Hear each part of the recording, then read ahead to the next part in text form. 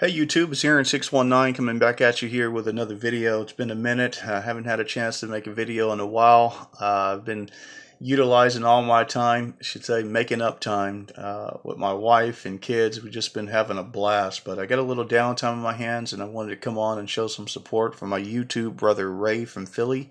He's got a contest going on where he wanted us to select 10 cards that we felt should be in the Hall of Fame.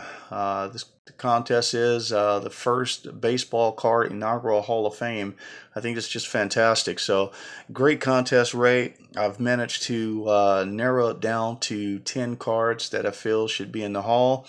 I've eliminated the Mantle and the Ken Griffey Jr. card just because I think those two are probably a lock from what I'm seeing. But they're two iconic cards. Definitely would be on my list as well, just how popular they are. But these cards equally as well, I feel, are popular. They're cards that, as growing up, they were talked about, and cards that we just couldn't attain because, we didn't have the budget for it. So I'm going to go ahead and get started here. The first card I'm going to show here is the 1951 Willie Mays rookie card.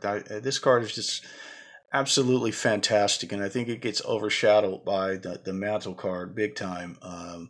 What Willie Mays meant to baseball, arguably the best player to ever play the game. So I know as a kid growing up, I always wanted to own this card, which I did own it at one point, and I ended up getting rid of it. But definitely another card on my list to get again at a higher grade. Just a fantastic card, Willie Mays, 1951 rookie.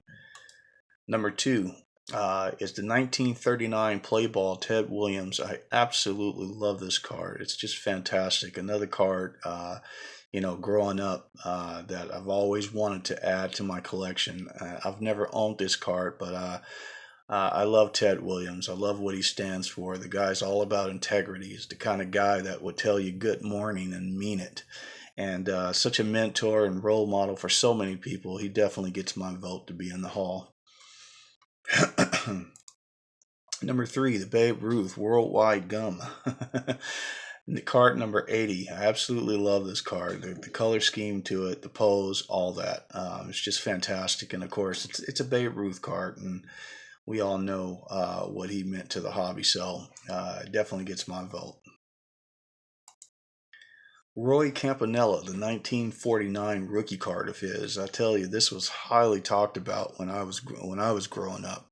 I don't know its popularity today, but back then it was highly talked about, and depending on what area you were in, it was talked about more. If you lived in LA, it probably was talked about all day long because of what he meant to the organization. But it's a fantastic looking card. It's not flashy.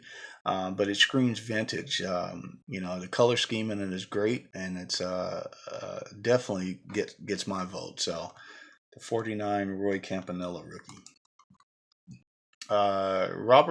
Roberto Clemente is just a fantastic card. 1955 rookie card of his, and just an incredible player and a tragic story. But what this guy meant to baseball and outside of baseball, he was just a fantastic individual. Definitely gets my vote. Moving right along, the 1949 and the 1948 Leaf Satchel Paige. It's just absolutely fantastic cards. I love this card. I won't get into stats or statistics or what Satchel meant to baseball, but this card is iconic, man. It's just fantastic, and definitely gets my vote to be in the Hall. 1939 Joe DiMaggio. Just a fantastic card. Looks awesome. It's not flashy. You get a facial shot and you get him smiling, and I think that tells the story. Awesome card. 1939 play ball. Jackie Robinson. I've seen this on folks' list as well. Definitely is a card that I would vote for sure. His accomplishment and what he done in baseball, hands down is going to get my vote. So the 1948 Leaf definitely gets my vote. Hank Aaron, another card. This card is just fantastic. I think I've seen this on everyone's list too. Just an incredible card, an iconic card of a true legendary player. The 54 top set in general is just gorgeous. I love the color schemes that it have. You get a face shot right here and the action pose down here, which I think is just fantastic. So the Hank Aaron gets my vote for sure.